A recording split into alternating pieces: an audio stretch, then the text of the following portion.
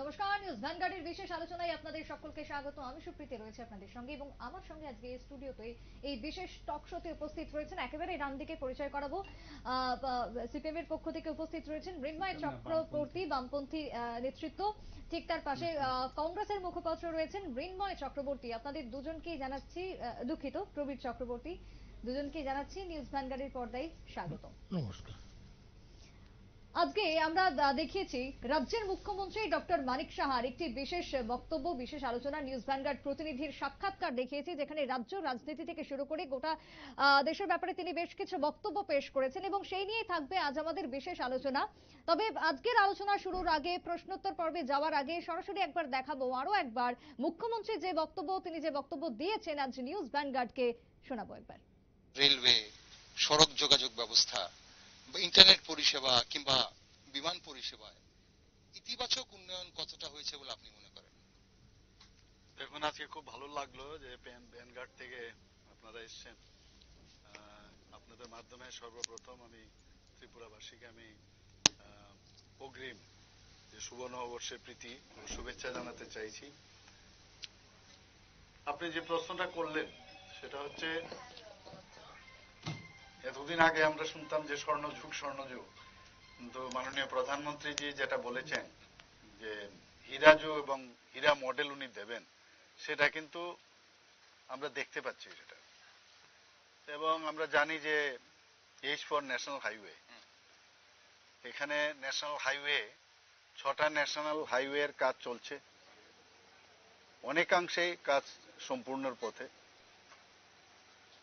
এবং সত্যি খুব গর্বের বিষয়, প্রায়শ আমি এই ন্যাশনাল হাইওয়ে দিয়ে, বিশেষ করে যখন ধর্মনগর বা ঊনকোটি সব জায়গায় যাই, নর্থে যাই, এত ভালো লাগে যে মানে ভাবা যায় না যে ত্রিপুরাতে আগে একটা মাত্র NH-08 ছিল।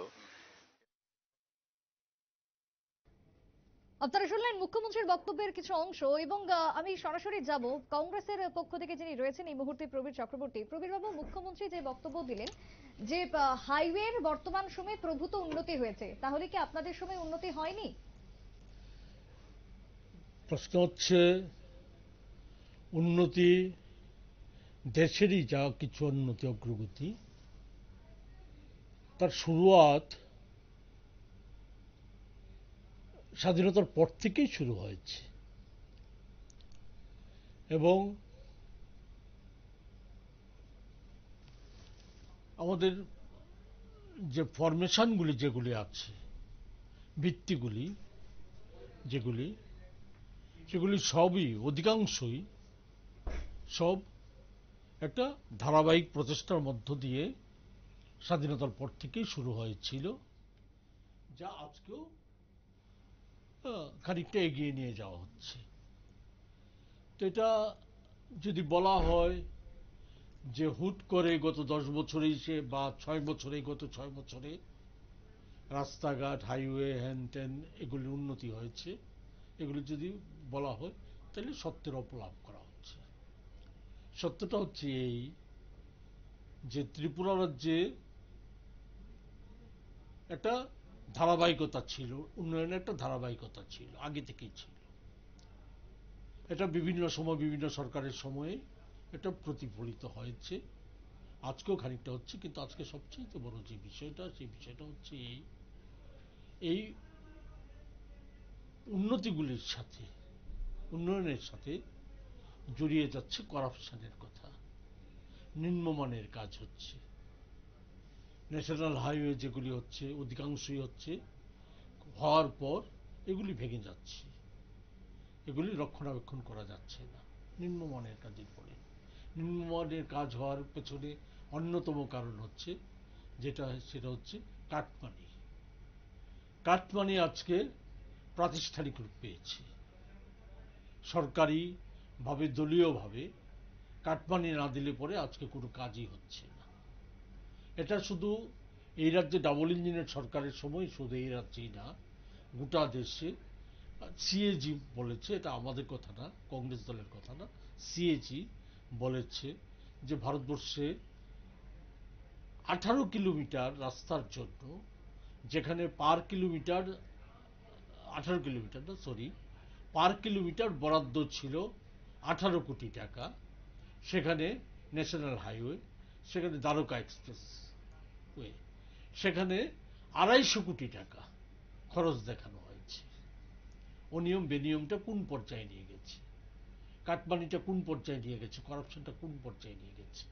এখানেও বিভিন্ন সংবাদ মাধ্যমে খবর প্রকাশিত হচ্ছে গত 6 বছরে ন্যাশনাল হাইওয়ে টেন্ডার প্রক্রিয়া থেকে শুরু করে কাজের বরাত যারা পেয়েছে তাদের উপর চাপ সৃষ্টি করা, দলীয় অফিসে নিয়ে, শাসক দলের অফিসে নিয়ে গিয়ে চাপ সৃষ্টি করা, তাদের থেকে কাটমানি নেওয়া, কাটমানি না দিলে পর টেন্ডারে পাওয়া যায় না।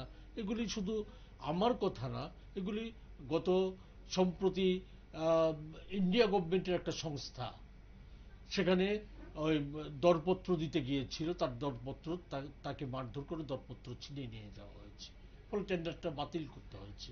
এই সাম্প্রতিক গত 3-4 দিন আগের ঘটনা বলছি আমি, এই নির্বাচনী প্রক্রিয়া চলাকালীন সময়। ফলে এই সমস্ত জিনিস ঘটছে, ফলে গর্ব করার মতো কিছু নেই। অর্থাৎ আপনি বলতে চাইছেন যে এখন যা যা উন্নতি চলছে সবইতে দুর্নীতি ঢুকেছে, মানে রাস্তার ক্ষেত্রে, জাতীয় সড়কের ক্ষেত্রে দুর্নীতি। উন্নতির সাথে সাথে দুর্নীতিটাও প্রাতিষ্ঠানিক রূপ পেয়েছে, এটাই আমি বলতে চাইছি। একেবারে। এবং সেই জায়গাতে দাঁড়িয়ে আমি আরো একবার যাব যে মুখ্যমন্ত্রীর যে বক্তব্য আজকে উঠে এসেছে, সেই বক্তব্যের কি কি অংশ রয়েছে আরো একবার শোনাবো। এখানে হচ্ছে মানে সত্যি আনন্দ লাগে যে ত্রিপুরাতেও এই ধরনের একটা ন্যাশনাল হাইওয়ে তো উনি দিয়েছেন, যা বলেছেন তাই করেছেন। তাছাড়া আপনার আজকাল ত্রিপুরাতে আমি দেখলাম যে আমাদের ইন্টারনেট এত ভালো, এবং আমি বলবো যে এত স্ট্রং। বিভিন্ন প্রদেশে আপনারাও নিশ্চয়ই যান বাইরে, দেখবেন যে প্রায়শ ডিস্টারবেন্স থাকে, যেখানে 3rd স্ট্রংগেস্ট ইন্টারনেট আমাদের ত্রিপুরাতে। এরপর আসুন আপনার রেলওয়ে। তো আমরা তো এখন ভাবতে পারি না ত্রিপুরাতে এত সুন্দর সুন্দর রেল, এখান থেকে প্রায় 17 থেকে 18টা এক্সপ্রেস ট্রেন ভারতবর্ষের বিভিন্ন প্রদেশে যাচ্ছে, এবং এখান থেকে রাজধানী এক্সপ্রেস এবং বিভিন্ন যে এক্সপ্রেস ট্রেনগুলো বিভিন্ন প্রদেশে কাঞ্চনজঙ্ঘা যাচ্ছে। এবং আমাদের ইন্টারসিটির জন্য আমি বলেছিলাম, এবং সেটাও আমরা শুনলাম মুখ্যমন্ত্রীর আরো একটি বক্তব্য। আরো একবার চলে যাব কংগ্রেস নেতা প্রবীর বাবুর কাছে। প্রবীর বাবু, এই যে জোট, সেই জোটকে তো এক প্রকার বলা যায় যে পাত্তাই দিলেন না মুখ্যমন্ত্রী। আপনারা যে এখন ইন্ডিয়া যে জোট হয়েছেন সেই জোটকে তারা ইন্ডি নাম দিচ্ছে কারণ এ অ্যালায়েন্সে চলে গেছে বলে, সেই জোটকে আরো একবার আজকে তিনি পাত্তাই দিলেন না, সে কথাই উঠে এসেছে। কি বলবেন? ওনার কথাতে কিছু যায় আসছে না, কারণ উনি নিজেই নিশ্চিত না যে ওনার পরিণতিটা কি হবে। কারণ আমরা তো দেখেছি এই রাজ্যের অহংকারী, সবচাইতে বেশি অহংকারী মুখ্যমন্ত্রী যিনি ছিলেন, যিনি বলেছিলেন যে মুক্তির দূত, যিনি আমদানি করেছিলেন এই রাজ্যে বাইক বাহিনী, হেলমেট বাহিনী, যার সময়ে এই রাজ্যে বলা যায় জমি মাফিয়া থেকে শুরু করে নিগোসিয়েশন পার্টি এগুলি প্রাতিষ্ঠানিক রূপ পেয়েছিল। করাপশন রন্ধ্রে রন্ধ্রে, পঞ্চায়েত থেকে মহাগণ পর্যন্ত সবসময় সর্বত্র রন্ধ্রে রন্ধ্রে করাপশন রূপ পেয়েছিল। হুঙ্কার দিয়েছিল আমি ত্রিপুরার মুক্তির দূত, বলেছিল যে দীর্ঘদিন উনি ক্ষমতায় থাকবেন, দূরবীন দিয়ে কংগ্রেস কমিউনিস্ট কাউকে দূরবীন দিয়ে দেখা যাবে না, এই সমস্ত কিছু নানা কথা বলেছিল। উনি 4 বছর 2 মাসের বেশি শাসন ক্ষমতা থাকতে পারেননি। উনাকে বিরোধীরা সরিয়ে দেয়নি, সদলীয় লোকরাই, দলই ওনার বিরুদ্ধে ব্যবস্থা গ্রহণ করে ওনাকে মুখ্যমন্ত্রীর পদ থেকে সরিয়ে দিয়েছেন। আশ্চর্যের বিষয়, আজ পর্যন্ত না দল না উনি খোলাসা করে বলছেন কারণটা কি, ওনাকে কেন সরিয়ে দেওয়া হয়েছে, কারণটা খোলাসা করে বলছে না। আজকে তারপর রাজ্যসভায় গিয়েছিলেন, রাজ্যসভা থেকে আজকে আবার নির্বাচনে পশ্চিম আসনে প্রার্থী হয়েছে। ওনার মানিকবাবুর পূর্বসূরি ওনার এই অবস্থা হয়েছিল। তো মানিকবাবু নিশ্চিত না যে উনি কিভাবে কতদিন থাকবেন, এটা নিশ্চিত না। ফলে উনি একটু বিভিন্ন ধরনের কথাবার্তা, অসংলগ্ন কথাবার্তা বলছেন। এটা ইন্ডিয়া জোটকে পাত্তা না দেওয়ার প্রশ্নটা, এটা একটা অসংলগ্ন জোট। ইন্ডিয়া জোটকে যদি পাত্তা না দিতে হতো, মোদি যে শুরু করেই ইন্ডিয়া জোটের বিরোধিতা করে, ওনার বক্তব্য শেষ করে ইন্ডিয়া জোটের বিরোধিতা করে, শেষ ইন্ডিয়া জোটের বিরোধিতা করে। ইন্ডিয়া জোট আতঙ্কিত করে দিয়েছে, ইন্ডিয়া জোটের অগ্রগতি আতঙ্কিত করে দিয়েছে। মোদির যে লোকজন আছে তাদের সকলকে আতঙ্কিত করে দিয়েছে। গোটা দেশে ইন্ডিয়া জোট গুটি গুটি পায়ে ক্রমশ এগিয়ে যাচ্ছে। এবং আমরা নিশ্চিত যদি ভারতবর্ষে ফ্রি অ্যান্ড ফেয়ার ইলেকশন হয়, আমাদের রাজ্য অভিজ্ঞতা তো আমাদের ভালো না, গত লোকসভা নির্বাচনের অভিজ্ঞতা, আমাদের অভিযোগ না, আমাদের কথা না, বা সিপিআইএম এর কথা না। এই রাজ্যে নির্বাচন কমিশন বলেছিল এই রাজ্যে ভোটটা অবাধ হয়নি, তার জন্য একটা ভালো সংখ্যক বুথে পুনর্ভোটের ব্যবস্থা করেছিল। এই জিনিস আমরা দেখেছি। লোকাল বডির নির্বাচনে আমরা দেখেছি ছাপ্পা ভোট, ব্যাপকভাবে ছাপ্পা ভোটের সংস্থা। লোকাল বডির নির্বাচনে আমরা দেখেছি বিরোধীদের প্রার্থী দিতে না দেওয়া, এই সমস্ত কিছু আমরা দেখেছি। বিধানসভার বাই ইলেকশনে আমরা দেখেছি, মানিকবাবুর সময়ে বাই ইলেকশনে আমরা দেখেছি যে মানিকবাবু নিজেই জয়ী হতে হয়েছিল, ছাপ্পা ভোটের মধ্য দিয়ে মানিকবাবুকে জয়ী হতে হয়েছিল। সরি, আমার অর্থাৎ আমরা যে বক্তব্য পাচ্ছি কংগ্রেস নেতার কাছ থেকে, মুখ্যমন্ত্রীর আমরা বক্তব্য দেখিয়েছি যেখানে ইন্ডিয়া জোটকে তিনি এক প্রকার পাত্তাই দিলেন না বা পাত্তা দিতে নারাজ। ঠিক তার পাল্টা এবারে জানিয়েছেন বিশেষ করে কংগ্রেস নেতা প্রবীর চক্রবর্তী যে মুখ্যমন্ত্রীর পাত্তা দেওয়া বা না দেওয়াতে কিছু যাই আসে না, এক প্রকারই ইন্ডিয়া জোট ভয় ধরিয়েছে, আতঙ্কের কারণ হয়েছে প্রধানমন্ত্রী থেকে মুখ্যমন্ত্রীর সকলের, এমনটাই বক্তব্য পেশ করলেন। আমি এবার যাব বাম নেতা মৃন্ময় চক্রবর্তীর কাছে। মৃন্ময় বাবু, আমি আসবো, আমি একটু সময় নেব আপনার। আচ্ছা, সেই জায়গাতে লাস্ট আপনাকে তাহলে আরেকটা প্রশ্ন জিজ্ঞাসা করব যে এই যে এডিসি, বেশ আমি বাম নেতার কাছেই আসবো। মৃন্ময় বাবু, এই যে এডিসি ভোট এবং তারপরে স্থানীয় নির্বাচন, এডিসি ভোটের থেকেও স্থানীয় নির্বাচনে আপনাদের যে ভোট ব্যাংক অনেকটাই নেমে যায়, সেই জায়গা থেকে সাংগঠনিকভাবে কোথাও দুর্বল আপনারা, সেই কথাই কি আজকে উঠে এসেছে মুখ্যমন্ত্রীর বক্তব্য থেকে? মানে আমি তো কোনো মানে অ্যাজ এ লেফট হিসেবে আমি বক্তব্য রাখতে পারি, হ্যাঁ, সেটাও এখানে শো করা আছে।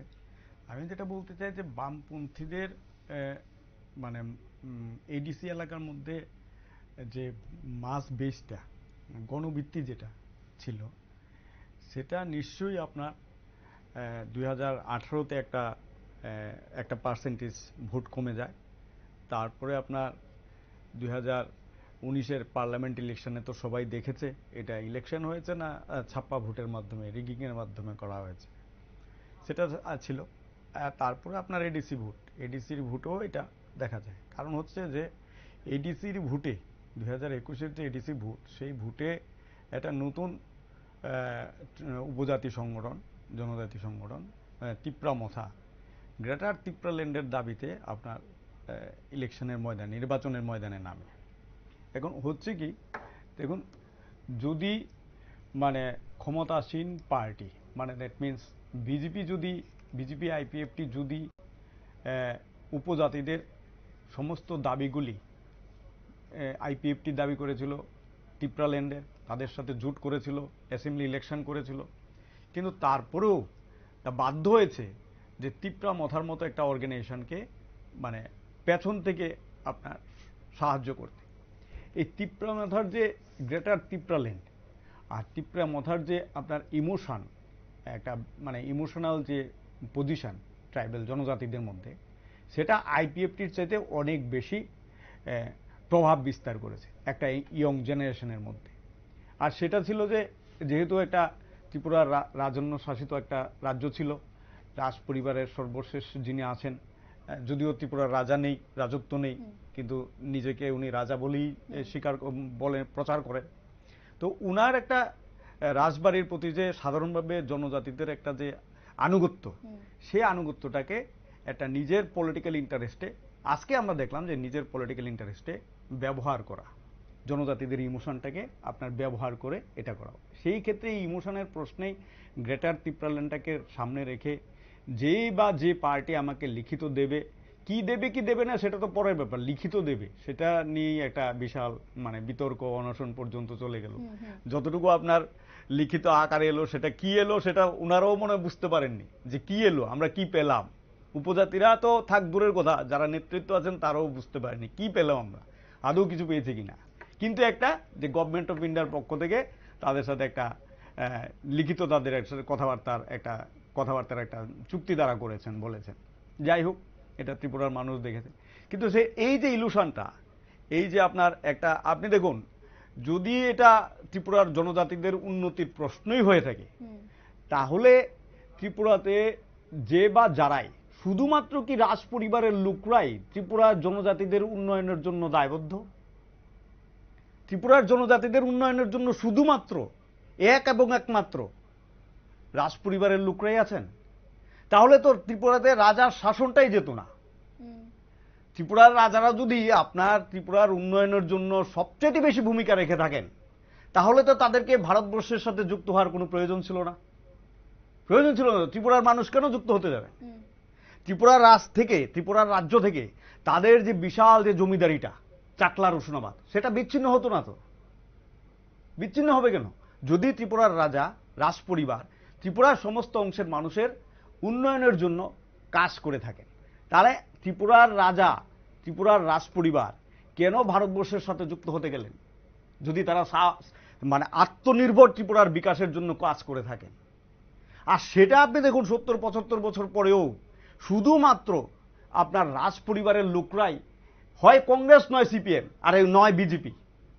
2019-এ কংগ্রেসের টিকিটে ওনার বোনকে দাঁড় করালেন, আর 2024-এ ওনার আরেকজন বোনকে আপনি দাঁড় করালেন বিজেপির টিকিটে। আপনি দেখুন, আনারসের বাগানে পদ্ম ফুলের চাষ। তারা বলেন কংগ্রেস সিপিএম তরমুজ, তারা এটা বলেছেন, তারা ইলেকশনের মধ্যে বলেছে। তাহলে এটাকে কি বলবেন? কখনো কেউ শুনেছে? তরমুজ তো আমরা বুঝি, তরমুজের এটা একটা ফল, রসালু ফল, এটা আমরা বুঝি, 80% ওয়াটার থাকে, এটাও আমরা বুঝি।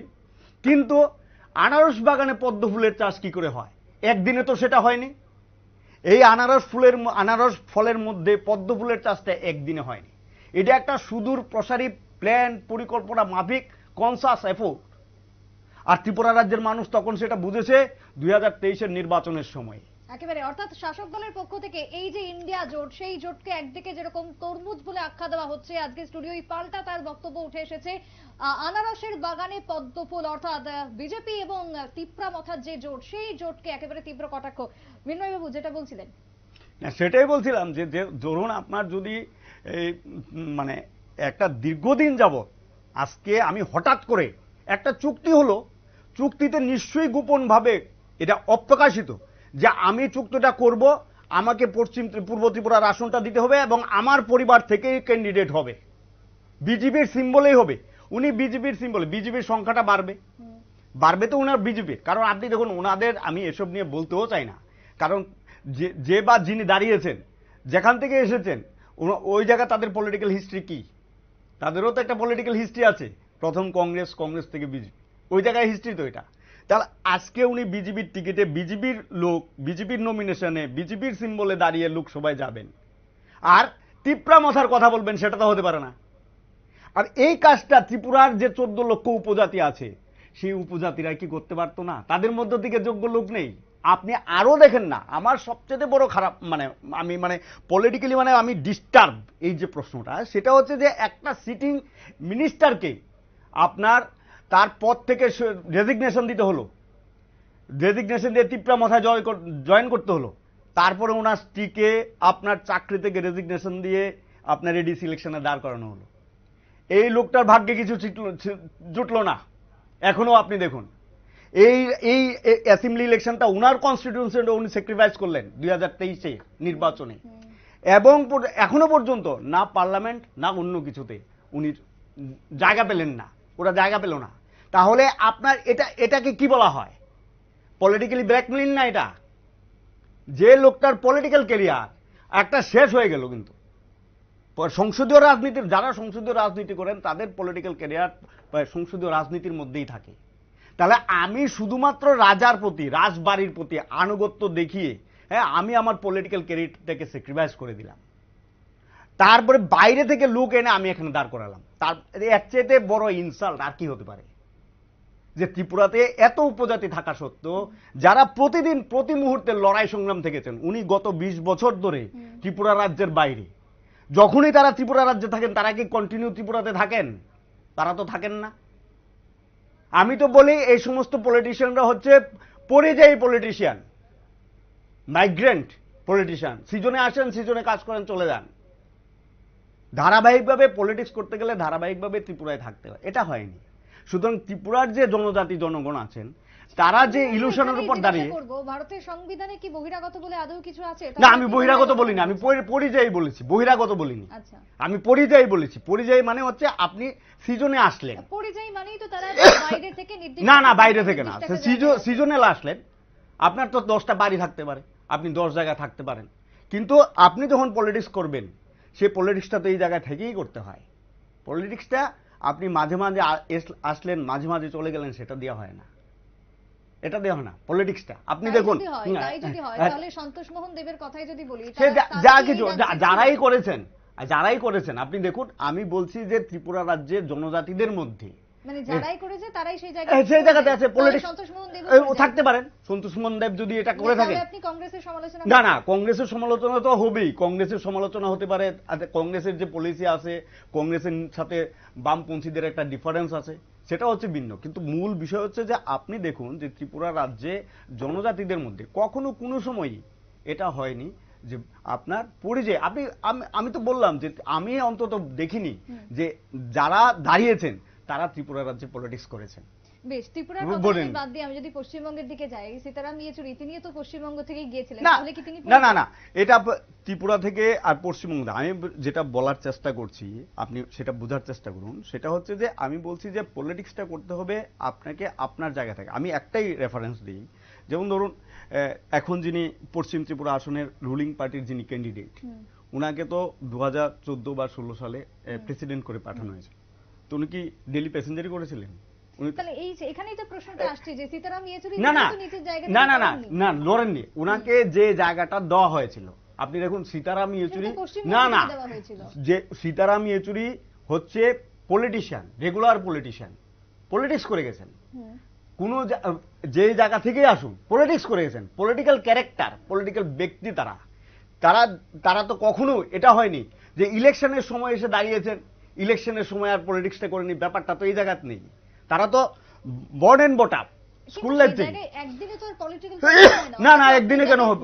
একদিনে না না, আমি তো সেটা বললাম, না না, আমি তো সেটা বললাম যে আমি কখনো এখনো পর্যন্ত এই ইলেকশন ছাড়া, এই ইলেকশনের সময় আমি নামটা শুনলাম, ক্যান্ডিডেটকে দেখলাম, মানে নামে। এর আগে পলিটিক্যাল অ্যাক্টিভিটিসে শুনিনি। তিপ্রামথার 2-2.5 বছরের কোন অ্যাক্টিভিটিসে দেখা গেছে? তিপ্রামথার যে অ্যাক্টিভিটিস ত্রিপুরা রাজ্যে শুরু হয়েছিল একটা মানে সোশ্যাল অর্গানাইজেশন হিসেবে, পলিটিক্যাল অর্গানাইজেশন না। হয়তো উনি 10-12 বছর পর এসব যুক্তি দিয়ে কিছু লাভ নেই, এসব যুক্তি দিয়ে কিছু লাভ নেই। মূল কথা হচ্ছে পলিটিক্যাল এরিনাতে উনাকে আমরা নির্বাচনের আগে দেখিনি, সেটা হচ্ছে মূল ব্যাপার। পলিটিক্যালের যে ক্ষেত্র, পলিটিক্যাল যে স্ট্রাগল, এই স্ট্রাগলে আমরা ওনাকে দেখিনি। যার কথা আপনি বলেছেন সীতারাম, আপনি দেখুন না, স্টুডেন্ট লাইফ থেকে তো পলিটিক্যাল এরিনার মধ্যে আছে, পলিটিক্স করছেন, যে কোনো জায়গা হতে পারে। এমন কোনো পৃথিবীর এমন কোনো লোক নেই যে উনাকে চেনেন না, এমন কোনো অর্গানাইজেশন নাই, এমন কোনো পলিটিক্যাল অর্গানাইজেশন নাই, অ্যাডমিনিস্ট্রেশন নাই যাকে উনি চেনেন না, যারা উনাকে চেনেন না। আমি চিনতে পারি, কিন্তু প্রশাসন চিনে না, পলিটিক্যাল পার্টি চিনে না, এটা হতে পারে না। কিন্তু উনাকে আমি তো তার জন্যই বললাম, ওনার পলিটিক্যাল ক্যারিয়ারটা ওই জায়গায় ছিল, ওই জায়গা থেকে এখানে এলো। আমরা ত্রিপুরার মানুষ তো জানি না। আরো দেখেন যে কোনো একটা সভাতে ইলেকশন চলাকালীন সময়ে বলেছেন, মানে যিনি নাকি এই তিপ্রামথার যিনি অভিভাবক, উনি বলেছেন আমি তো বাঙালিদের মানে বিরোধিতা করি না, বাঙালি বিরোধী না, আমি বাঙালি বিরোধী না। তাহলে কি হলো? কিসের বিরোধী আপনি? আপনি যদি বাঙালি বিরোধী না হন তাহলে এনআরসি নিয়ে আর সুপ্রিম কোর্টে মামলা হয় কেন?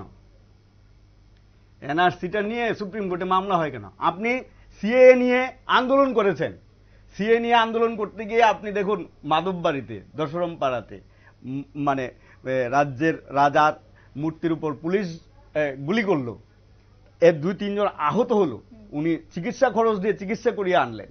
ঠিক না? এখন সিএ কোথায় যাবে, এখন এনআরসি কোথায় যাবে? তার মানে কি ওই সময় এই স্লোগানগুলি আপনার কাছে কি ছিল? ক্ষমতার জন্যই ছিল। আপনি যখন বিজেপিতে যাবেন আপনাকে সিএ মানতে হবে না, আপনি এনআরসি মানবেন না, এই প্রশ্নে কোনো কথা আছে? তার জন্যই বলছি যে চিফ মিনিস্টার আজকে যে ইন্টারভিউটা দিয়েছেন যে আমাদের সাথে তাদের ডেভেলপমেন্টের প্রশ্নে কথাবার্তা হয়েছে, তাহলে ডেভেলপমেন্টের প্রথম শর্ত তো এগুলো পলিটিক্যাল প্রশ্ন। মুখ্যমন্ত্রীর কথাই প্রসঙ্গই আসলো, তাহলে আরো একবার চলুন দেখে নিই যে মুখ্যমন্ত্রী মানিক সাহা আজকে নিউজ ভ্যানগার্ডকে একেবারে এক্সক্লুসিভ কি বলেছেন। আরেকবার উত্তর ভারতের কেমন ডেভেলপমেন্ট দেখলেন বিগত আপনি আমরা 6 বছরই বলি আমাদের এই রাজ্যে বিজেপি আসার পর, পাশাপাশি বিগত 10 বছরে উত্তর পূর্ব ভারতের কি ধরনের উন্নয়ন হয়েছে, উল্লেখযোগ্য উন্নয়ন কি হয়েছে বলে মনে হয়? না দেখুন, আগে তো লুক এট ইস্ট পলিসি ছিল, সেটা আমাদের অটলজির সময় সেটা বলা হয়েছিল। এখন কিন্তু মাননীয় প্রধানমন্ত্রী জি এসে বললেন যে অ্যাক্ট ইস্ট পলিসি, কাজ করতে হবে, দেখলেও হবে না, করতে হবে। সেই দিকে যদি আমি দেখি, আমি আগে আমরা যখন গুয়াহাটি এয়ারপোর্টে নামতাম তো সে একই সরু একটা রাস্তা ছিল গুয়াহাটি রেল মানে শহরে যেতে। এখন কিন্তু পুরো আপনি দেখবেন বেশ বড় রাস্তা হয়ে গেছে। এবং গুয়াহাটির থেকে যদি আমরা সেই মেঘালয়ে যাই, রাস্তা কত 4 লেনের রাস্তা হয়েছে, এত সুন্দর, মানে পুরো নর্থ ইস্টে এত ডেভেলপ। আমি যা শুনলাম অরুণাচল প্রদেশ থেকে শুরু করে সব জায়গায়, ইভেন সিকিমেও। তো ইভেন আমি যখন আমাদের কনক্লেভ হয়, নেসাকের মিটিং হয়, তো সেখানে সমস্ত যারা অষ্টলক্ষ্মী নাম দিয়েছেন মাননীয় প্রধানমন্ত্রীজি, 8টা স্টেটের চিফ মিনিস্টারদের সাথে যখন কথাবার্তা হয়, ওনারা বলছেন এখন মনে হচ্ছে উই আর ইন্ডিয়ান, এরকম একটা, মানে ওরা মানে সাবকনসিয়াস মাইন্ডে কিন্তু একটা ফিল করতে অন্যরকম। এখন বলছে না, আমরা মনে হচ্ছে যে আমরা ইন্ডিয়ান, এবং সেটার শ্রেয় যায় মাননীয় প্রধানমন্ত্রীজির উপর। কারণ আগে ইন্টার স্টেট যে বর্ডার সমস্যা, এগুলো এখন সমাধান হয়ে গেছে। উগ্রপন্থীদের যে সমস্যা, টেররিস্টদের, সেগুলো সমস্যার সমাধান হয়েছে। আজকের এই টকশোর মধ্যে আমরা ছোট্ট ছোট্ট মুখ্যমন্ত্রীর বক্তব্যগুলো একবার শোনাচ্ছি আপনাদের সামনে, এবং সেই জায়গাতে এখন যে বক্তব্য তিনি তুললেন তার মধ্যে হচ্ছে নর্থ ইস্ট বা উত্তর পূর্বের এই যে অষ্টলক্ষ্মী রয়েছে তার উন্নয়ন। এই যে অষ্টলক্ষ্মীর উন্নয়ন কথা মুখ্যমন্ত্রী আজকে বলেছেন, মৃন্ময় বাবু, এই যে লুক ইস্ট যে পলিসি, সেখান থেকে বেরিয়ে এবার অ্যাক্ট ইস্ট পলিসি এসছে। এবারে এই যে উন্নয়নগুলো, বিশেষ করে গুয়াহাটি বলুন, মণিপুর বলুন, উত্তর পূর্বের উন্নয়ন বলুন, রাস্তাঘাট থেকে শুরু করে এই যে ডেভেলপের কথা তিনি আজকে বললেন, কি বলবেন? এগুলো তো হয়েছে, আপনারা কি অস্বীকার কি করতে পারবেন, বা সত্যিই কি হয়েছে, কি মনে হয়? না দেখুন, উন্নয়নের তো মানে পার্সপেক্টিভ বা উন্নয়নের অ্যাপ্রোচটা এক একজনের এক এক রকম, এক একটা পলিটিক্যাল পার্টির এক একটা। এখন ধরুন ইনফ্রাস্ট্রাকচারাল ডেভেলপমেন্ট, সেটা যে কোনো গভর্নমেন্ট আসলে পরে পুরনো কাজগুলি চেঞ্জ করে নতুন কাজ করা হয়, এটা কন্টিনিউ প্রসেস, আটকে দেওয়া হয় না। যে ডেভেলপমেন্টের যে ধরুন ইনফ্রাস্ট্রাকচারের যে পরিকাঠামোগত যে উন্নয়ন, সেই উন্নয়ন কাঠামো কাজগুলি কিন্তু চলতে থাকে। হ্যাঁ, তার মধ্যে আরো কিছু যুক্ত হয়, এটা হচ্ছে একটা সাধারণ ব্যাপার। কিন্তু সবচেয়ে বড় হচ্ছে যে আমি আসার পরে আমরা যখন গভর্নমেন্টে থাকি, মানে আমরা বলতে গভর্নমেন্ট যখন অ্যাক্ট করতে থাকে, আমি যদি ভুল না হই লুক ইস্ট পলিসিটা মনমোহন সিং এর আমলে, আমি যদি ভুল না হই। সুতরাং লুক ইস্ট থেকে অ্যাক্ট ইস্ট, এখন দেখুন অ্যাক্ট ইস্ট করতে গিয়ে গত 10 বছরে আমি অত বিভিন্ন বিষয়ে আমার প্রয়োজন নেই, দুটো সিম্পল বিষয়। এক হচ্ছে আপনি ধরুন গত 1 বছর যাবৎ মণিপুর,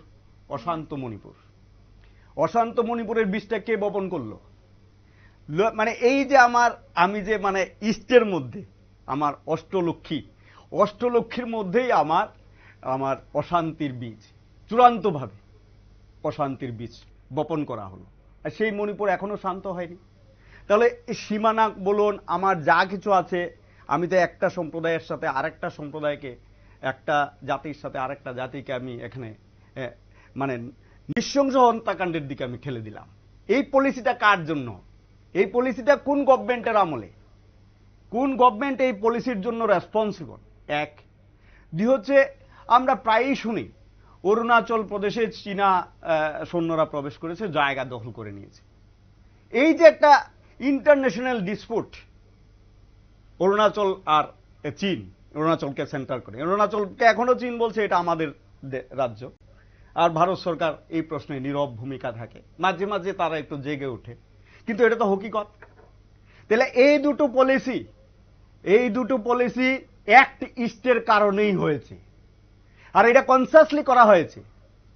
তো সেদিক থেকে বলছি ব্যর্থতার দায়ভার, এই অষ্টলক্ষীর মধ্যে অনৈক্যের বীজ বপন করার দায়ভার এই 10 বছরের ডাবল ইঞ্জিন সরকারের। এই যে চীন যখনই কোনো কিছু বলছে, আপনারা বাম নেতারা কতবার প্রতিবাদ করেছেন? সব সময় আপনি দেখুন 2021-এ আপনার দেখুন চীন আর ভারতের যে যুদ্ধ হলো ডোকালাম নিয়ে, সেই যুদ্ধেতে আপনার ভারতবর্ষের সৈন্য মারা গেল 21 জন। বামপন্থীরাই প্রথম সেই শহীদদের শ্রদ্ধা জানালো। আমি তো দেখিনি আগরতলা শহরে ডাবল ইঞ্জিনের লোকরা রাস্তায় নেমে প্রতিবাদ করেছে, আমি দেখিনি এটা। তার জন্য বলছি যা বামপন্থীরা যারা বলে, বামপন্থী যে কথাটা বলে সে কথাটা কাজ করে। আমার কথাটা হচ্ছে আপনি দেখুন না আপনি দেখুন সেই জায়গাতে পাল্টা চীনের সৈন্যরাই কিন্তু বেশি না চীনের, আমার প্রশ্ন কিন্তু এটা না। আপনি দেখুন চীনের সৈন্যকে মোকাবেলা করাটা ভারত সরকারের কাজ, এটা হচ্ছে ভারত সরকারের ফরেন পলিসির একটা পার্ট। আমি তার জন্যই বলছি, একটা হচ্ছে ইন্টারনাল পলিসি মণিপুর, আরেকটা হচ্ছে এক্সটার্নাল পলিসি বিদেশ যে মন্ত্রক আছে আর তার সাথে আপনার যা কিছু যুক্ত থাকে। তাহলে এই দুটো জায়গাতে নেহেরু সরকার যখন না নেহেরু সরকারের আপনি চুলচেরা অনেক বিশ্লেষণ করতে পারে, তাতে আমার কিছু যায় আসে না। 40-50 না আমার কথাটা শুনতে বলুন। আমি বলছি আপনি নেহেরু সরকারের অনেক সমালোচনা করতে পারেন, করেন, তাতে কোনো অসুবিধা নেই। কিন্তু আমি বলছি এট দ্য প্রেজেন্ট কন্ডিশন, এই যে সিচুয়েশনটা, এটাকে 10 বছরে আপনি ডিল করতে পারেননি। আপনি এই সিচুয়েশনটাকে অ্যাগ্রাভেট করেছেন। তার জন্যই নর্থ ইস্টের মধ্যে এই ধরনের একটা অনৈক্যের বাতাবরণ তৈরি হয়েছে। কংগ্রেসও এত বছর ধরে এতদিন ধরে পারেনি, আপনারা তো এখন তাদের সঙ্গে জোট করেছেন। না ধরুন আগে আরে আপনি গুলি ফেলছেন। আগে কংগ্রেস এইটা পারেনি, বিষয়টা এই জায়গাতে নেই।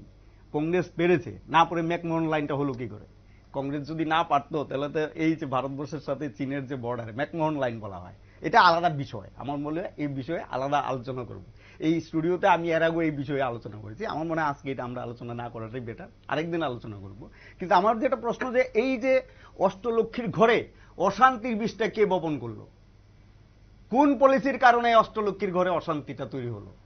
আপনি দুটা এয়ারপোর্টে যাওয়ার রাস্তা, এটা হয় নর্মাল কোর্স, এটা কোনো সরকারের কৃতিত্বের ব্যাপার নেই। যে কোনো সরকার যে অবস্থাতে ক্ষমতা আসুক, তার কাজটাকে, পূর্বতন সরকারের কাজটাকে এগিয়ে নিয়ে যাওয়া। তাহলে আপনারা কেন পারলেন না? কোনটা? এই রাজ্যের যে ভিতরে যে উন্নয়নগুলো, যে কে বলেছে উন্নয়নগুলো হয়নি? আপনি কি এই যে ত্রিপুরা রাজ্যে সমস্ত গ্রামে যে কমিউনিকেশনগুলি সেটি কে করেছে? সেটা তো ফার্স্ট নৃপেন চক্রবর্তীর সরকার, নৃপেন বাবু, সেই সরকার আপনার ত্রিপুরা রাজ্যের সমস্ত গ্রামের সাথে কমিউনিকেশনটা গড়ে তুলেছেন। কে বলেছে? বামপন্থীরাই তো করেছে। ন্যাশনাল হাইওয়ে যখন দেবগুড়া প্রাইম মিনিস্টার, তখন ত্রিপুরা রাজ্যে আপনার ন্যাশনাল হাইওয়ে স্যাংশন করা হয় 1996। এইসব বলেতে হবে না আমার সরকার করেছে। সরকারের আয়ুষ্কাল 6 বছর। একটা প্রজেক্ট বানাতে কতদিন লাগে? সে প্রজেক্ট অনুমোদন নিতে হয়, কথা বলে দিলেই হয় না। এটা ডিপিএ তৈরি করতেই তো অনেক সময় লাগে, সার্ভে করতে। আপনি জানেন ত্রিপুরা রাজ্যে সন্ত্রাসবাদের মোকাবেলা কোন সরকার সফল হয়েছিল? উগ্রপন্থাকে দমন করা, আর সেই অর্থে ডেভেলপমেন্টটাকে সামনে আনা। ডেভেলপমেন্ট হলেই ত্রিপুরা রাজ্যের উন্নয়নটা হবে, উগ্রপন্থা দমন হবে। 99-এর দশকে এটা চলেছিল। তখনই বলা হয়েছিল আগরতলা টু আসাম, মানে আগরতলার যে রুটটা, সেটাকে 4 লেন করা হবে। তার জন্য আসাম-আগরতলা রোডের পাশে যে মানে বনগুলি ছিল, সিআরপির মানে তৎকালীন সময়ে যে যারা সামরিক বাহিনীর দায়িত্বে ছিলেন, নিরাপত্তার দায়িত্বে ছিলেন, তারা বলেছিল এগুলিকে কেটে দিতে হবে, না হলে আমাদের আমলেই তো আমরা মোকাবেলা করে এটাকে দমন করেছি। এটা তো প্রাইম মিনিস্টারের স্বীকৃতি আছে। এসব তো জানার কথা আপনাদের, মিডিয়ার কাছে আছে। প্রাইম মিনিস্টার চিঠি লিখেছে, মুখ্যমন্ত্রী মানিক সরকারকে বলেছেন, আপনি যেভাবে আপনার এই সন্ত্রাসবাদকে মোকাবেলা করেছেন, তার থেকে আমরা শিক্ষণীয়, আমরা ভারতবর্ষের অন্যান্য জায়গাতে সেই সন্ত্রাসবাদকে মোকাবেলা করার জন্য সেই কৌশলটাই প্রয়োগ করব, মানে ডেভেলপমেন্টের জায়গাটা। আর ডেভেলপমেন্টটা হচ্ছে আপনার ত্রিপুরা রাজ্যে স্বাস্থ্য, শিক্ষা, খাদ্যে উন্নয়ন, আর সেটা করেছে বলে এটা তো কন্টিনিউ কাজ, আপনার কিছু নেই। আপনি যতটুকুই বলতে চান। আরো একবার আসবো, মুখ্যমন্ত্রী মানিক সাহা যে বক্তব্য দিয়েছেন শোনাবো। এবং বিভিন্ন যেসব সমস্যা বহুদিন ধরে, দীর্ঘদিন সমস্যাগুলো ছিল, প্রধানমন্ত্রীজির কারণে সেই সমস্যার সমাধান হচ্ছে এবং একটা শান্তি প্রতিষ্ঠিত হয়েছে। তো তো সেই কারণে মানুষ এখন এই যে একদিকে ডেভেলপমেন্ট, একদিকে শান্তির জন্য যা যা চুক্তি করার দরকার, প্রায় 11টার মতো চুক্তি হয়েছে নর্থ ইস্ট রিজিয়নে। এবার আমাদের আর একটা নতুন চুক্তি হলো ত্রিপুরামতার সাথে, তো প্রায় 12টার মতো চুক্তি হয়েছে সব মিলিয়ে প্রায়। তো এটা নর্থ ইস্টে মাননীয় প্রধানমন্ত্রীজি বারবার বলছেন যে নর্থ ইস্টে যদি ডেভেলপ না হয় তাহলে ভারতও ডেভেলপ হবে না। এই কথাগুলো কিন্তু আগে আমরা কোনোদিন শুনিনি, এই ধরনের কথা। এবং নর্থ ইস্ট আমি যেখানে যেখানে এর মধ্যে গেছি সব জায়গায় দেখলাম মানে ডেভেলপ। আর বিশেষ করে নর্থ ইস্টের মধ্যে আমরা তো সাংঘাতিক ভাবে উপকৃত, ত্রিপুরা তো অনেক কিছু পেয়েছে। এই যে স্যার আপনি বললেন এগ্রিমেন্টের কথা, 11টা এগ্রিমেন্ট হয়েছে এবং ত্রিপুরামতাটা নিয়ে 12টা এগ্রিমেন্ট। এই এগ্রিমেন্টের সুফল কি অলরেডি নর্থ ইস্ট দেখতে শুরু করেছে বলে মনে করছেন? তাই তো বললাম, তাই তো আমি। এবং আগামী দিনে স্যার এটা কি আরো বেশি উন্নত হবে এই এগ্রিমেন্ট গুলোর জন্য? একদম হবে। আগে তো ডিসপুট গুলো যদি সমাধান না করা যায় তাহলে আলোচনা কোথা থেকে হবে? কাজে ডিসপুট নিয়ে যদি সবাই ব্যস্ত থাকে তারপর তো ডেভেলপমেন্টের কথা হবে। যেহেতু ডিসপুট এখন নেই, নানা রকম অশান্তির একটা বাতাবরণ ছিল, এখন যেহেতু শান্তি এখানে এস্টাবলিশড হয়েছে, সম্প্রীতি এস্টাবলিশড হয়েছে, তবেই তো ডেভেলপমেন্টের কথা হবে। তো ডেভেলপমেন্ট গুলো হচ্ছে। ঠিক স্যার, আপনি খুব সুন্দরভাবে বললেন যে এখন মনে হয় with part of India north ইস্টের সবাই বলছে। এখন এই যে বহিরাজ্যের সাথে নর্থ ইস্টের, আমাদের ত্রিপুরা রাজ্যের বহিরাজ্যের সাথে এবং পাশাপাশি আমাদের পার্শ্ববর্তী রাষ্ট্র বাংলাদেশের সাথে আমাদের বাণিজ্যিক সম্পর্কটা কতটা উন্নত হয়েছে মানে আপনি জানেন?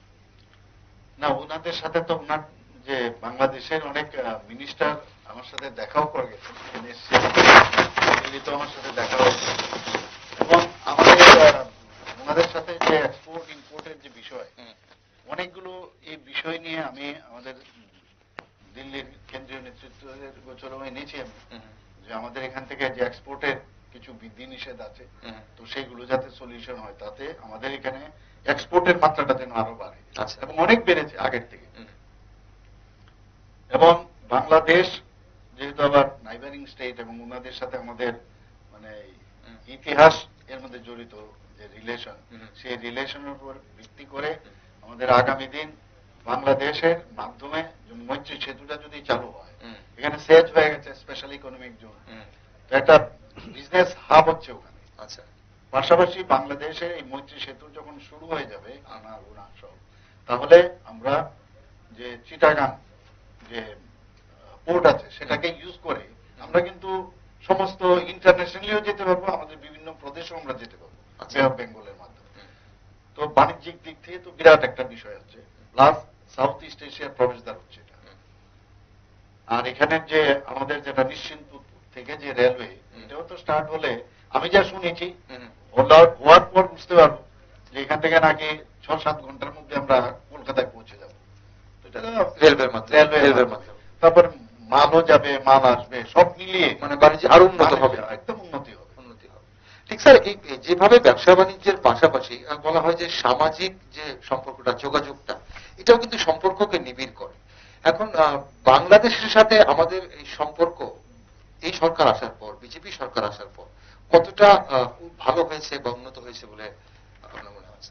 না, একদম রিলেশন তো খুবই ভালো হয়েছে। আমাদের কালচারাল টিম ওদের এখানে যায়, ওদের কালচারাল টিম আমাদের এখানে আসে। তো প্রায়শ এই ধরনের প্রোগ্রাম থাকে, আমি যাই, ওনারাও খুব আনন্দ পান। এবং আমাদের টিম যখন ওখানে যায় সেখানে ওদের কাছ থেকে যে রিপোর্ট পায়, একটা সাংস্কৃতিক যে আদান প্রদান, সেটা কিন্তু মানে আগের থেকে অনেক অনেক বেশি সেটা দেখা যাচ্ছে। এবং তাতে করে আমাদের দুই দেশের, এখানে আমরা তো পার্ট অফ ওয়ান দেশ মানে ইন্ডিয়া, আর বাংলাদেশ তো এজ এ হোল, তো তবুও এখানে ত্রিপুরার সাথে ওদের একটা নিবিড় যোগাযোগ আরো যেন বাড়লো, এবং আত্মিক রিলেশনটাও কিন্তু বাড়লো বলে আমার মনে হয়। স্যার, বাংলাদেশের ওই জায়গা থেকে ভিসা নিয়ে কিছু সমস্যার অভিযোগ মাঝে মধ্যে শোনা যায়, যে ভিসা পাওয়া যাচ্ছে না, এমনকি ট্রিটমেন্টের জন্য যারা আসতে চাইছেন ওনারাও আসতে পারেন না, এবং তাতে মেডিকেল ট্যুরিজমের ক্ষতি হয়। তো আপনি তো নিজে একজন চিকিৎসক স্যার, মানে আমাদের রাজ্যে এই মেডিকেল ট্যুরিজমের কি সম্ভাবনা আপনি দেখছেন? না দেখুন, ওদের মিনিস্টার আমার সাথে দেখা করেছিলেন, এই বিষয়ে আমি প্রশ্ন করেছিলাম যে এখন তো আমাদের এখানে প্রায়শ আমরা দেখি যে ফ্লাইট গুলো যায় দিল্লি বা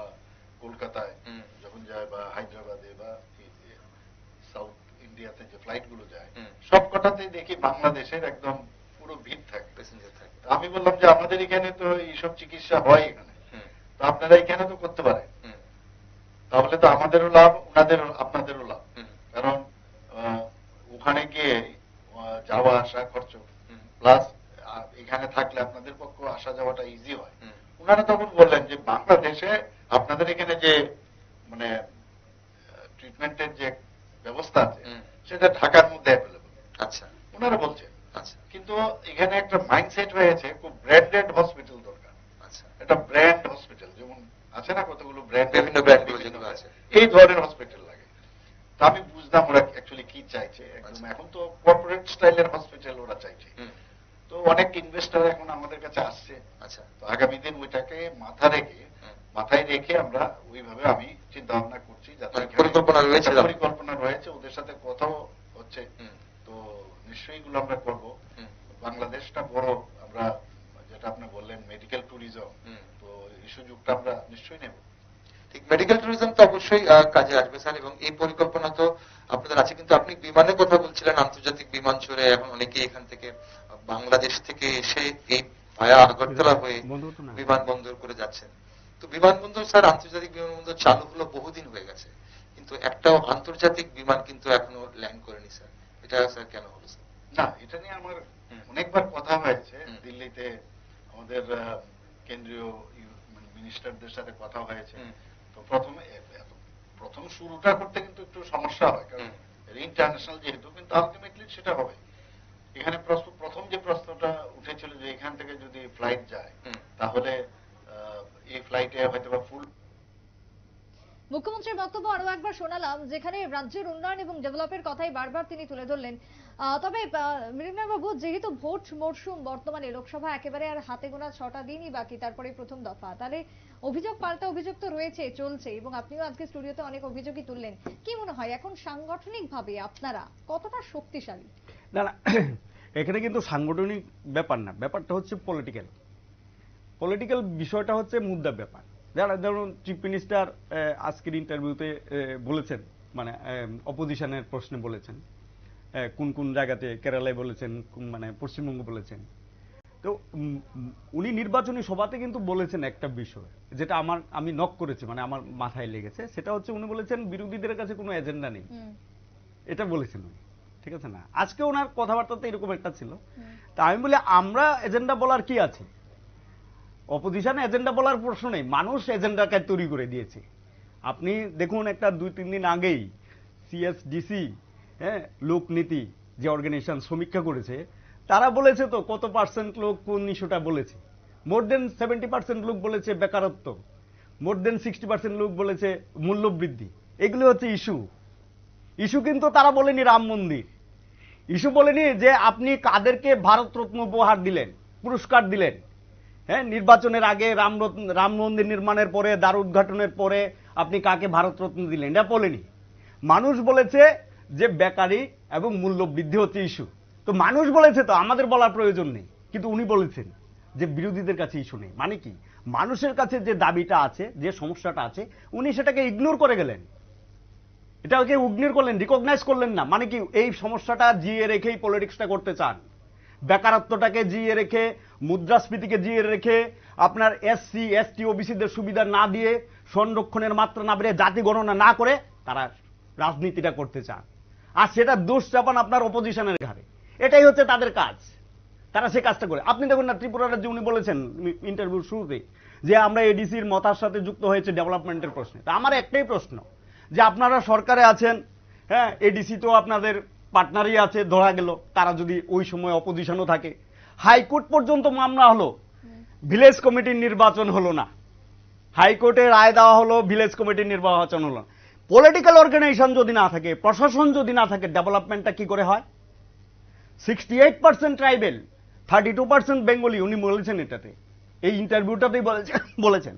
তাহলে 28 কোটি হাজার টাকা বাজেট যদি হয়, তাহলে 100% মানুষের জন্য। একটা অংশে 68% লোকের কাছে তো নিচু স্তরে টাকা দেওয়ার জন্য যে প্রশাসনিক কাঠামো, নির্বাচিত কাঠামো, সেটা নেই। তাহলে টাকাটা কোথায় যায়? টাকাটা কিভাবে ব্যয় হয়? আপনি খেয়াল করে দেখুন, 2018 মানে 2023-এর নির্বাচনের পরে 2023-এর নির্বাচনের পরে বাজেট যখন পেশ করা হলো, বর্তমান মন্ত্রী ওই সময় অপোজিশন লিডার বাজেট সম্পর্কে কি প্রতিক্রিয়া দিয়েছিলেন? 1 কিলোমিটার রাস্তার জন্য কত টাকা দেওয়া হয়, এডিসি কে কত টাকা দেওয়া হয়েছিল, এডিসির অবস্থাটা দেখুন আপনি কি অবস্থায় আছে। সমস্ত তারাও বলেছেন, যারা এখন সরকারে পার্ট হয়েছেন, পার্ট এন্ড পার্সেল হয়েছেন, যারা চুক্তি করেছেন, এই চুক্তির মধ্যে এই বিষয়গুলো নেই। এই চুক্তির মধ্যে এই লিখিত আকারে 3-4টা প্যারাতে এইসব কিছু নেই, কোথাও নেই। আরে প্যাডটাই, লেটার হেডটাও তো ঠিক না, এটার যে লেটার হেড সেটাও তো ঠিক না, যেটা তারা লিখেছেন, যে হেডে লিখেছেন সেটাও ঠিক না, ভুল লিখেছেন, তাদের নামটাই নেই। তার জন্য বলছি এসব বলে মানুষকে বিভ্রান্ত করার প্রয়োজন নেই। ত্রিপুরা রাজ্যের ডেভেলপমেন্ট ত্রিপুরা রাজ্যের মানুষ দেখেছে, গত 4 বছর 6 বছর দেখেছে হেলমেট বাহিনী, বাইক বাহিনী, রাতের অন্ধকারে। এটা তো অপোজিশন এইবারের নির্বাচনের পরেও, 2023-এর নির্বাচনের পরেও যে নিরলসভাবে নির্যাতন চালানো হয়েছে সাধারণ মানুষের উপরে, বাড়ি ঘরে সমস্ত জায়গাতে হামলা হচ্ছে। এখন আপনার হাইকোর্টে মামলা চলছে, যারা নির্যাতিত হয়েছেন, যাদের বাড়িঘর পুড়েছে, বসত বাড়ি পুড়েছে, ফসল নষ্ট হয়েছে, হাইকোর্টে মামলা চলছে ক্ষতিপূরণের জন্য। পুলিশি রিপোর্ট দেওয়া সত্ত্বে বারবার সুষ্ঠুভাবে করার জন্য যথেষ্ট তৎপর রয়েছে কমিশন। কিসের কমিশন তৎপর রয়েছে? কালকে পর্যন্ত আপনার বয়স্ক ভোটারদের নিতে গিয়ে আপনার দৌড়ানি খেতে হয়েছে রুলিং পার্টির লোকেদের কাছে। কিসের নিয়েছে? জিরো ভায়োলেন্স ইলেকশন হচ্ছে না, এটা আপনার 2023-এও বলেছিল, এখনো বলছে, কিন্তু কালকেই তো হয়েছে। তার জন্যই বলা হচ্ছে ফ্রি অ্যান্ড ফেয়ার ইলেকশন। আপনি দেখুন আজকে সুপ্রিম, আপনি দেখবেন সেন্ট্রাল ইনফরমেশন যে কমিশন আছে, তারা বলেছে যে আপনার ভিভিপ্যাট এবং ইভিএম এর কাউন্টিংটা কেন করা হবে না একসাথে, 100% কেন করা হবে না? আর এই প্রশ্নে ইলেকশন কমিশনের উত্তরটাকে তারা বলেছে সিভিয়ার ডিসপ্লেজার, এই শব্দটা তারা ইউজ করেছেন। তাহলে এটা কার বিরুদ্ধে? আপনার কিসে আপত্তি? আর এটা দিয়ে প্রমাণিত হয় যে আপনি ইভিএমে কারচুপি করতে পারেন, এটা তো স্পষ্ট, আজকেই বলেছে তো এটা। আপনি দেখুন না, যে আমি অপোজিশন বলছে সংবিধানটা পাল্টে দেওয়া হবে, আপনি দেখুন প্রাইম মিনিস্টার বলছেন যদি আম্বেদকর নিজেও আসেন সংবিধান পাল্টানোর জন্য, কিন্তু সংবিধান তো পাল্টে দেওয়া হয়েছে 370 দ্বারা, আপনার 3 তালাক এসব বলেছেন উনি, তাহলে সংবিধান তো পাল্টানো হয়েছে। আরো আপনি বেসিক জায়গাটাই মানে সংবিধানের যে বেসিক স্ট্রাকচার প্রস্তাবনা সেটাকে পাল্টে দেওয়া হচ্ছে। তার জন্যই বলা হচ্ছে, আপনি দেখুন না, কর্ণাটকের একজন এমপি বলেছেন যদি 400 পায় তাহলে সংবিধানটাকে পাল্টে দেওয়া হবে। একজন এমপি তো বলেছেন, প্রকাশিত বলেছেন। তাহলে আমি বলছি এই 400টা হচ্ছে একটা ডিফেন্সিভ স্লোগান। আর এই ডিফেন্সিভ স্লোগান মানে হচ্ছে আপনি এখন বর্তমানে যা আছেন 300 উপরে আছেন, আপনি যদি টার্গেট দেন 300 তাহলে এটা 272-এর নিচে চলে আসবে, আপনি যদি 272 দেন তাহলে আরো নিচে নেমে আসবে। তার জন্য বলছি যে এটা হচ্ছে একটা ডিফেন্সিভ স্লোগান। এই স্লোগানটা দিয়ে আপনি আপনার কর্মী বাহিনীকে আপনি উজ্জীবিত করতে পারেন, আমরা 400 পাবো। আসলে না, তারাও জানেন এটা ফাঁকা। আপনি দেখুন না, 5-10 বছর আগে যে স্লোগান তারা দিয়েছিলেন, যে দাবি তারা দিয়েছিলেন, সেই দাবিগুলো তারা ফিল আপ করেছেন। তাহলে মোদির গ্যারান্টি হচ্ছে প্রতিশ্রুতি দাও, প্রতিশ্রুতি না করাটা, পালন না করাটা হচ্ছে মোদি গ্যারান্টি। উনি বারবার দেখুন, আপনি একটা জিনিস ভালো করে লক্ষ্য করে দেখুন, ওরা কিন্তু রাজ্য সরকারের কি কাজ, একটা স্টেট গভর্নমেন্ট কি কাজ করে এটা বলে না, বলেছে মোদি বলেছে, প্রাইম মিনিস্টার বলেছে। একটা মানুষ কত কাজ করতে পারে সারা ভারতবর্ষে? 140 কোটি 30 কোটি লোকের, এটা হতে পারে না। তাহলে আপনার রুলটা কি? এজ এ স্টেট গভর্নমেন্ট আপনার কি ভূমিকা আছে? আপনার ভূমিকা নেই তো। তার জন্যই বলছি যে এই যে আপনার একটা ডিফেন্সিভ স্লোগান দিয়ে মানুষকে বিভ্রান্ত করার চেষ্টা করা হচ্ছে। আর বিভিন্ন জায়গাতেই আপনি দেখুন না, হরিয়ানাতে সিটিং মিনিস্টার আপনার কালকে পাবলিকের দৌড়ানি খেলো, ইট পাটকেল খেলো, সেগুলি কি করে হচ্ছে? এইসব তো ঘটনা ঘটে যাচ্ছে। আপনি অপোজিশনের মধ্যে আপনার খুদ দেখাটা একটা প্রশ্ন, কিন্তু আপনি যখন ডিফেন্সিভ থাকেন, ত্রিপুরা রাজ্যেই দেখুন না, আমি কখনো কোনো সময় দেখিনি কোনো ক্যান্ডিডেটকে হলের মধ্যে সভা করতে। আপনি দেখুন পূর্ব ত্রিপুরার আসনে তারা হলের মধ্যে সভা করছেন, একটা দুটো, আপনি কটা সভা দেখেছি আমরা? তার জন্য বলছি যে তাদের অবস্থাটা। কথা প্রসঙ্গে এই যে অভিযোগ যে তুললেন যে ভোটকে কেন্দ্র করে আবারও সন্ত্রাস চলছে, রাজনৈতিক সন্ত্রাস, এই যে সন্ত্রাসগুলো যেখানে যেখানে হচ্ছে, এই নিয়ে কি আপনারা কোনো অভিযোগ দায়ের করেছেন কমিশনকে? কতবার, কালকেও বলা হয়েছে, সেন্ট্রাল যে অবজারভার আছে তাদের কাছে বলেছে, কংগ্রেসের যিনি রিপ্রেজেন্টেটিভ আছেন ওয়ার্কিং কমিটি মেম্বার, পদক্ষেপ তো চোখেই দেখা যাবে যদি অ্যাকশন হয়, দেখাতে যাবে। ভোট তো হয়ে গেল বয়স্ক লোকদের। তাহলে এই যে আপনার একটা বয়স্ক লোকদের ভোটের ক্ষেত্রে আপনি 80, এখন আগে ছিল 80, এখন হয়েছে 85, ঠিক আছে না? 85 লোকদের বাড়িতে আগে আমরা 2023-এ দেখেছি একটা মব করতো, মব চলে যেত আপনার। এখন মব ছাড়াও যদি চলে যায়, মবও যদি না থাকে, আপনি কিন্তু আক্রমণের মুখে পড়লেন, ভোটটা এজেন্ট দিতে পারলো না, এজেন্ট যেতে পারলো না। পলিটিক্যাল পার্টির তো একজন করে এজেন্ট থাকে, তো তাদের এজেন্ট যেতে পারলো না, তাদেরকে রাস্তা থেকে সরিয়ে দেব, এটা কি বলা হয়? এটা যদি একটা জায়গাতে হতো, এটা তো মেসি। আপনি আপনার একজন লোকের ভোট দেওয়ার ক্ষেত্রে তারও তো অধিকার এটা, যে আমি আমার একটা পলিটিক্যাল পার্টির রিপ্রেজেন্টেটিভ আমি, সেটাকেও আপনি সহ্য করতে পারছেন না। আপনার দেখুন সহ্যের সীমা কোথায়। যদি আপনি নিশ্চিন্ত থাকেন, কিন্তু তারা তো দেখাচ্ছে বর্তমানে বিভিন্ন সরকারি কর্মচারীদেরকে বরখাস্ত করা হচ্ছে সাময়িকভাবে, যারা না না, এটাতে একজনকে সভাতে, এটা আমি বলছি না। আমি বলছি যে দেন আপনার যদি নিশ্চিত থাকেন যে আমি 400 পার করব, আর আমি এত 100, কালকেও শুনলাম যে একজন বলেছেন যে 100% ভোট পড়ুক, আমরা মোদিকে 2টো পদ্ম উপহার দেই বলেছেন, তাহলে এইসব কি ব্যাপার? এতই যদি আপনি কনফিডেন্ট থাকেন, তাহলে তো ফ্রি অ্যান্ড ফেয়ার ইলেকশন করতে আপনার কি অসুবিধা? ফ্রি অ্যান্ড ফেয়ার ইলেকশন যে ত্রিপুরা রাজ্যে হয় না, যেটা 2023-এ দেখা গেছে, 2023 আর 19-এ আমরা দেখেছি পার্লামেন্ট ইলেকশনে, এটা একদম স্পষ্টভাবে দেখা গেছে। আপনি দেখুন না যে তারা ডেভেলপমেন্টের কথা বলছেন, বারবার উনি ডেভেলপমেন্টের প্রশ্ন বলে যাচ্ছেন। ডেভেলপমেন্ট যদি হয়ে থাকে, দুজন সিটিং এমপি, একজন সেন্ট্রাল মিনিস্টার, তাদেরকে কেন আপনার বাতিল করে দেওয়া হলো? একেবারে সময়ের যেহেতু আমরা শেষে চলে এসেছি, লাস্টে একটা কথাই জিজ্ঞাসা করব যে কি মনে হয় আপনারা কি রুখতে পারবেন এখন? আমার তো মনে হয় হাড্ডাহাড্ডি লড়াই, ক্লোজ কন্টেস্ট। মানে বিজেপির যে তীব্রামতার সাথে যে জোট, এই জোটটাকে মানুষ ভালোভাবে নেয়নি। এই জোটটা, কারণ আপনি এতদিন পর্যন্ত ছিলেন একটা ইন্ডিপেন্ডেন্ট, আর ইলেকশনের সময়ই আপনি একদম ইলেকশনের দোরগোড়ায় এসে অনশনের একটা নাটক করে আপনি সেন্ট্রাল গভর্নমেন্টের সাথে 3 দিন বসে একটা চুক্তি করলেন, আপনার মানে পরিবারের লোককে দাঁড় করিয়ে দিলেন। সেই দিক থেকে বলছি, এটা হচ্ছে আপনার একটা মানুষের কাছে, মানুষ এই জোটটাকে রিজেক্ট করেছে।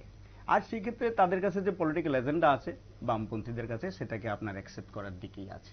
যেহেতু আপনি বলছেন যে বিজেপি এবং মথার জোট, তাকে মানুষ ভালোভাবে নেয়নি, না না নেই। আপনাদের যে জোট হয়েছে বাম এবং কংগ্রেস, এই জোটকে নিচুতলার কর্মীরা বা মানুষ কেমন ভাবে নিচ্ছে? সাধারণ, আপনি দেখুন ইন্ডিয়ান ফ্রিডম মুভমেন্টে কংগ্রেস সিপিএম বামপন্থীরা একসাথেই ছিল, স্টিল নাও, এখন এটা freedom movement, second freedom movement, দ্বিতীয় স্বাধীনতা সংগ্রাম।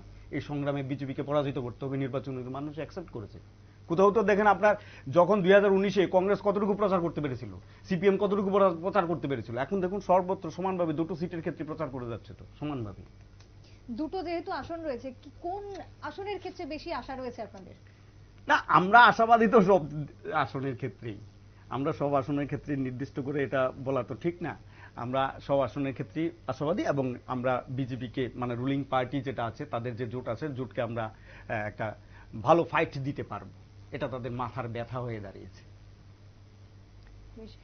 আমরা আলোচনায় ছিলাম, আজকে মুখ্যমন্ত্রীর বিশেষ বক্তব্য শোনালাম, এবং তার পাশাপাশি কংগ্রেস নেতা এবং বাম নেতার সঙ্গে আজ আমরা স্টুডিওতে আলোচনা করলাম। রাজ্য রাজনীতি একেবারে জমজমাট, কারণ ভোট মরশুম চলছে, একদল আরেক দলের প্রতি পাল্টা অভিযোগকে কেন্দ্র করে সরগরম রাজ্য রাজনীতি। তবে শেষ করার আগে মৃন্ময় বাবু, আপনাকে অনেক ধন্যবাদ স্টুডিওতে আসার জন্য। কংগ্রেসের পক্ষ থেকেও ছিলেন প্রবীর চক্রবর্তী, যদিও তিনি কিছুক্ষণ আগে চলে যান। তবে সেই জায়গাতে এখানেই শেষ করতে হচ্ছে আজকের এই অনুষ্ঠান, আজকের এই বিশেষ আলোচনা টক শো। পরবর্তী অনুষ্ঠানের জন্য চোখ রাখবেন শুধুমাত্র নিউজ ভ্যানগার্ডের পর্দায়। নমস্কার।